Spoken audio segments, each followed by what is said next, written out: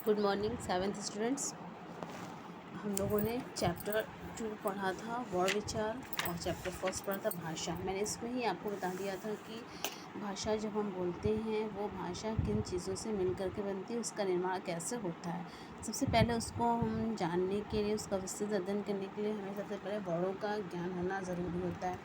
वर्णों के बाद आता है उन वर्णों को जोड़ना, यानी उन वर्णों को जब हम जोड़ते हैं तो शब्द बनते हैं, ठीक है। और उसके बाद एक वाक्य बनते हैं, वर्तनी बनती है। और वर्तनी हमारी शुद्ध अशुद्ध तभी होती है जब हमें शब्दों का सही ज्ञान नहीं होता है, या सही ज्ञान नहीं होता है तो हमारी अशुद्ध वर्तनी होती है, सही ज्ञान होता है तो शुद्ध वर्तनी होती है, ठीक है। वर्णों का कहाँ पे कैसे प्रयोग करना है, इन सब चीज़ों के, शब्दों का कहाँ पे कैसे प्रयोग करना है, कौन सा शब्द प्रयोग करना होगा, हमें किस तरीके से प्रयोग करना है उसका, तो ये सारी चीज़ें जब हमें ज्ञान नहीं होता है तभी हमारे वाक्य संबंधी अशुद्धियाँ होती हैं। तो हम पहले पढ़ेंगे वर्ड विचार, हमने पढ़ा था वर्णों के बारे में हमने पढ़ा था। अब हम पढ़ेंगे शब्द विचार, यानी शब्दों के बारे में कि शब्द कहाँ से आए। तो देखिए, शब्द जब मैंने आपको भाषा जब पढ़ा था तभी बताया था कि जब बच्चा बोलना सीखता है तो सबसे पहले वो मौखिक भाषा बोलता है, उसके बाद फिर वह वर्णों का ज्ञान करता है। जब तक वर्णों का ज्ञान नहीं करेगा तब तक वो किसी भी भाषा को बोलना नहीं सीख पाएगा। तो वर्णों को हमने नेक्स्ट चैप्टर में, यानी सेकंड चैप्टर में हमने वर्णों को देखा कि वर्ण क्या होते हैं, स्वर और व्यंजन वर्ण क्या होते हैं। अब हम जब इन स्वर और व्यंजन वर्णों को जोड़ते हैं तो एक शब्द का निर्माण होता है। और शब्द जो ऐसे शब्द जो सार्थक हो, जो कोई अर्थ देते हों। तो जब हम दो वर्णों को जोड़ते हैं तो एक छोटा शब्द बनता है, जैसे हम का और ला को जोड़ दिए तो कल हो गया, कल शब्द बन गया। न और ला को जोड़ दिए तो नल शब्द बन गया, है ना।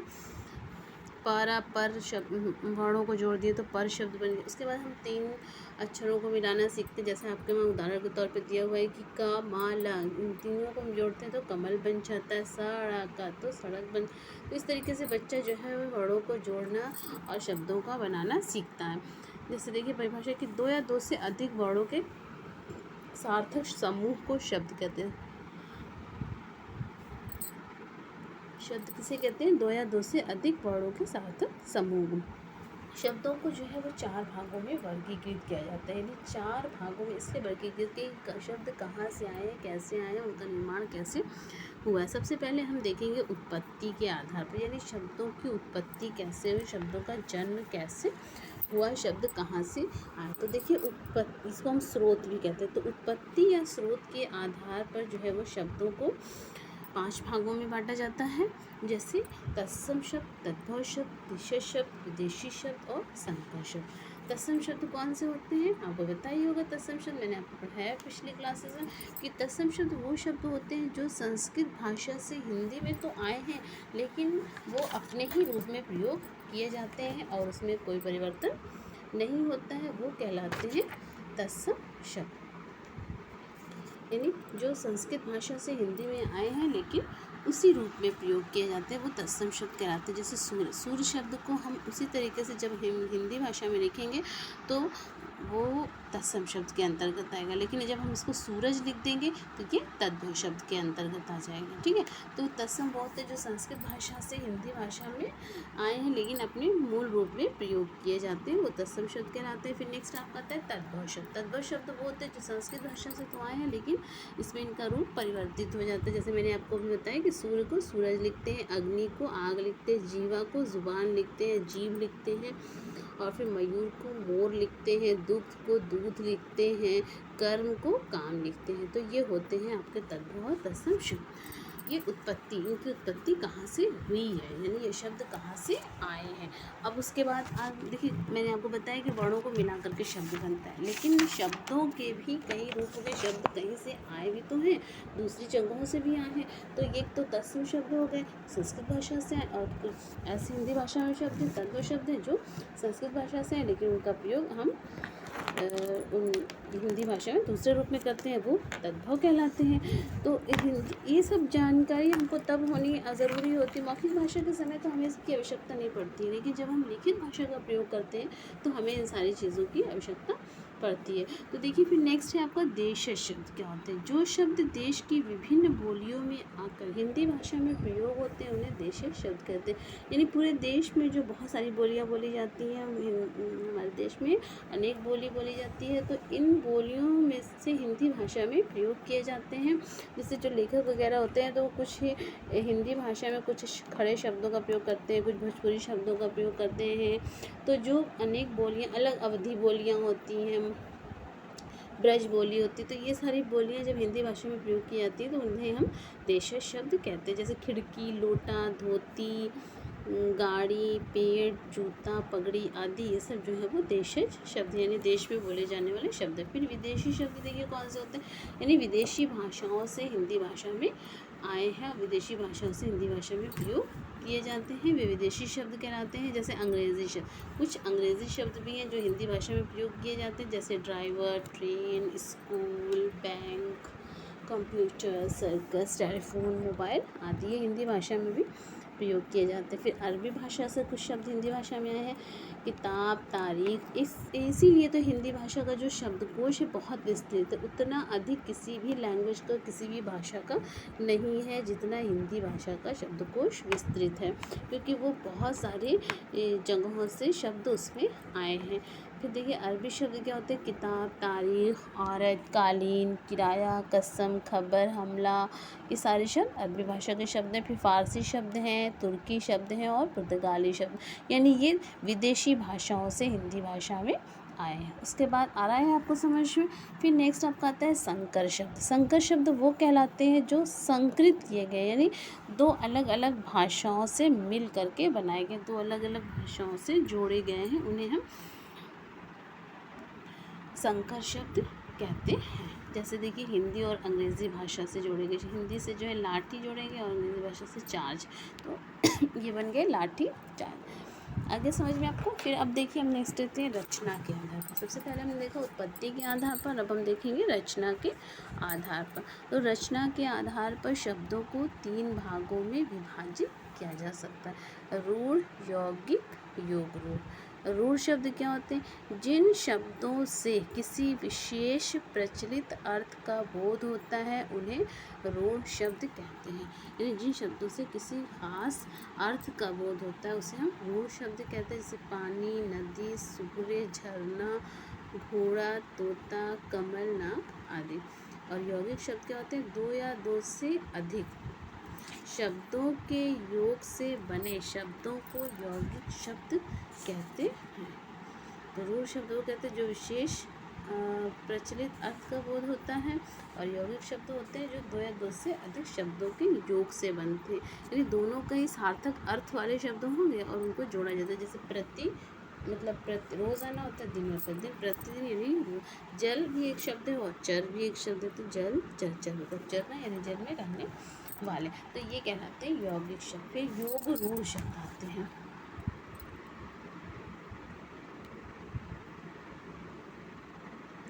योग रूढ़ शब्द क्या होते हैं, 2 या 2 से अधिक शब्दों के योग से बने ऐसे यौगिक शब्द जो सामान्य अर्थ को छोड़कर किसी विशेष अर्थ का बोध कराते हैं, उन्हें योग रूढ़ शब्द कहते हैं। यहाँ पे देखिए आपका थोड़ा सा मैंने पिक लिया है इसका, तो थोड़ा आपका यहाँ पे छूट गया है, तो आप इसको बुक से ज़रूर देखिएगा। देखिए आप लोग बुक से ज़रूर पढ़िएगा। मैं वीडियोस देखने के साथ साथ आपकी बुक आपके सामने खुली रहनी चाहिए और आप बुक से इसको पढ़ कर के समझने की कोशिश किया कीजिए, तो आपको बहुत अच्छे से समझ में आएगा और फिर कभी भूलेगा भी नहीं।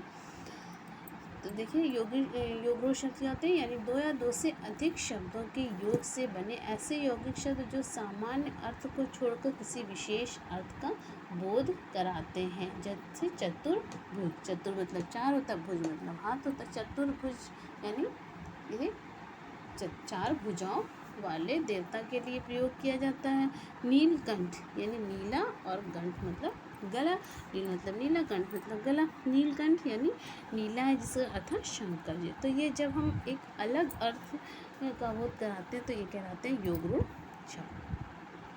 उसके बाद आपका आता है प्रयोग के आधार पर। प्रयोग के आधार पर भी शब्दों को दो भागों में विभाजित किया जाता है, विकारी शब्द और अविकारी शब्द। आपने विकारी और अविकारी शब्द पढ़ा है कि विकारी शब्द वो होते हैं जिनका परिवर्तन या बदलाव, इनमें परिवर्तन या बदलाव होता रहता है, यानी जिन शब्दों के रूप में लिंग, वचन, कारक आदि के कारण परिवर्तन होता है उन्हें विकारी शब्द कहते हैं। और अविकारी वो कहलाते हैं जिसमें लिंग, वचन, कारक आदि के कारण कोई परिवर्तन नहीं। विकारी शब्द में लिंग, वचन, कारक आदि काल आदि के कारण परिवर्तन होता है और अविकारी शब्द में लिंग, वचन, कारक, काल आदि के कारण कोई परिवर्तन नहीं होता है।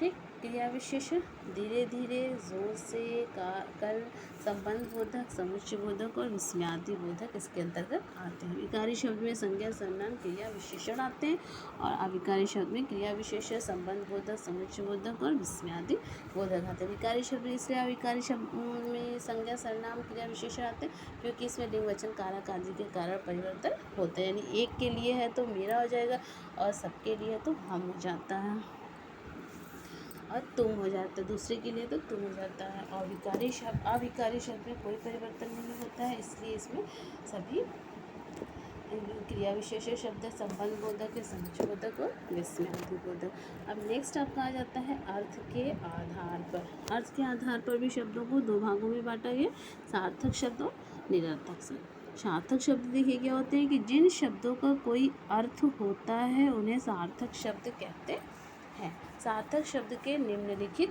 भेद हैं, जैसे एकार्थी, अनेकार्थी, समानार्थी, विलोम और श्रुति सम भिन्नार्थ।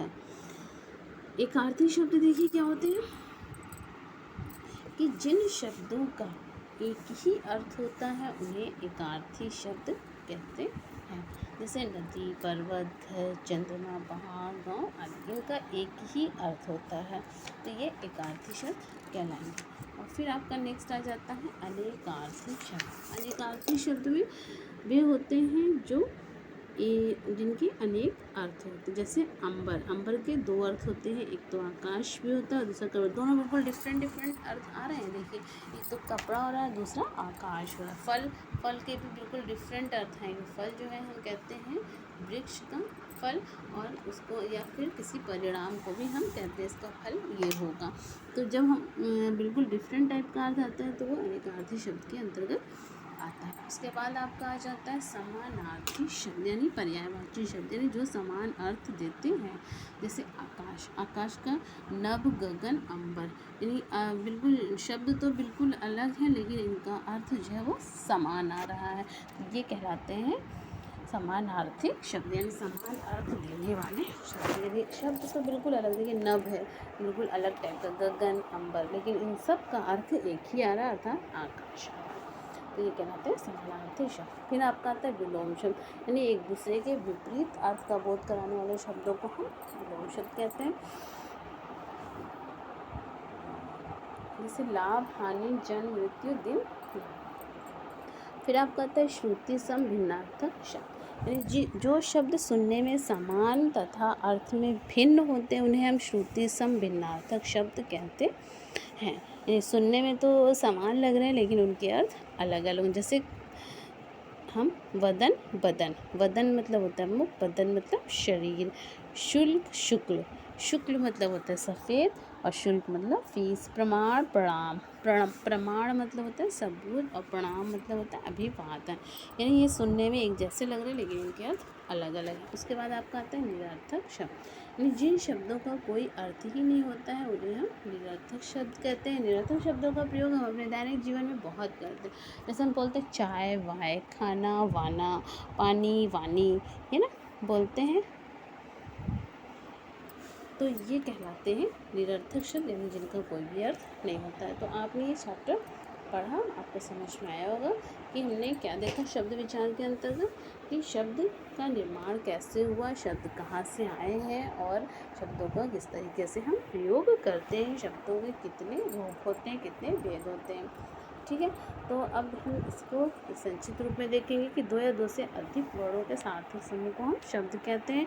शब्दों का वर्गीकरण 4 आधारों पर किया जाता है। सबसे पहले तो उत्पत्ति के आधार पर, फिर रचना के आधार पर, प्रयोग के आधार पर और अर्थ के आधार पर। उत्पत्ति के आधार पर भी इनके 5 प्रकार किए गए: तत्सम, तद्भव, देशज, विदेशज और संकर शब्द। रचना के आधार पर 3 प्रकार होते हैं: रूढ़, यौगिक और योग रूढ़। फिर प्रयोग के आधार पर इनके 2 रूप होते हैं: विकारी और अविकारी। विकारी के अंतर्गत आते हैं संज्ञा, सर्वनाम, क्रिया विशेषण, और अविकारी के अंतर्गत क्रिया विशेषण, समुच्चय बोधक, संबंध बोधक और विस्मयादि बोधक। ठीक है।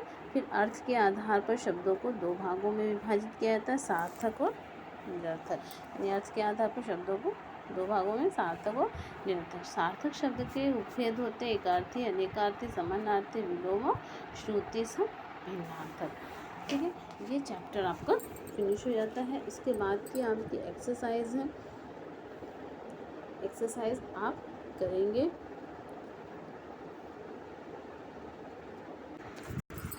आगे देखिए, आपके क्वेश्चंस हैं, क्वेश्चन दिए हुए हैं। सबसे पहला क्वेश्चन है आपका कि शब्द किसे कहते हैं। तो शब्द की परिभाषा आप लिखेंगे। आपके यहाँ पे दिया हुआ है शब्द किसे कहते हैं कि 2 या 2 से अधिक वर्णों के सार्थक समूह को शब्द कहते हैं। ठीक है। फिर नेक्स्ट क्वेश्चन आपका आ जा रहा है कि शब्दों का वर्गीकरण किन आधारों पर किया जाता है। शब्दों का वर्गीकरण 4 आधारों पर किया जाता है: उत्पत्ति के आधार पर, रचना के आधार पर और प्रयोग के आधार पर और अर्थ के आधार पर। यह आपका आंसर हो जाएगा। फिर नेक्स्ट क्वेश्चन है तद्भव और तत्सम शब्द किसे कहते हैं। इसमें आपको उनकी परिभाषा लिखनी होगी, तत्सम और तद्भव शब्दों की। ये जो यहाँ पे दिया हुआ है तत्सम शब्द और तद्भव शब्द, उनकी परिभाषा उदाहरण आप देंगे। ठीक है। फिर उसके बाद आपका आता है रचना के आधार पर शब्द कितने प्रकार के होते हैं। यहाँ पे देखिए दिया हुआ है रचना के आधार पर शब्द 3 प्रकार के होते हैं। इसको भी आप करेंगे कि रचना के आधार पर शब्द 3 प्रकार के होते हैं: रूढ़ शब्द, यौगिक शब्द और योग रूढ़ शब्द। ओके। फिर है आपका अर्थ के आधार पर शब्दों के कितने भेद किए गए हैं। तो अर्थ के आधार पर आप देखेंगे शब्दों के कितने भेद किए गए हैं कि अर्थ के आधार पर शब्दों के 2 भेद किए गए हैं: सार्थक शब्द और निरर्थक शब्द। इनके बारे में भी आप बताएंगे कि सार्थक शब्द कौन से होते हैं और ये सार्थक शब्द है और ये निरर्थक शब्द है। ठीक है। तो इनके बारे में भी आपको बता देना।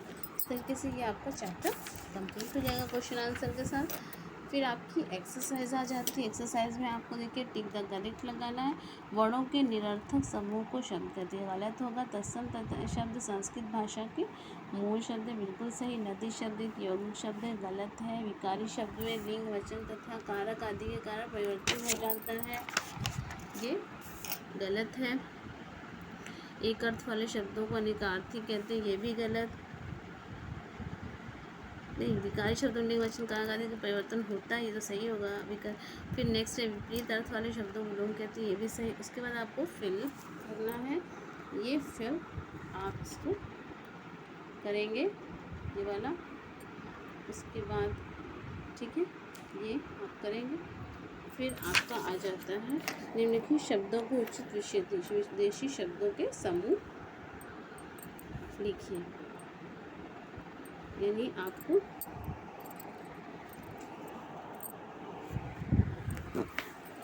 ये वाला जो यहाँ पे दिया हुआ है कि इन शब्दों को उचित विदेशी शब्दों के समूह में लिखिए।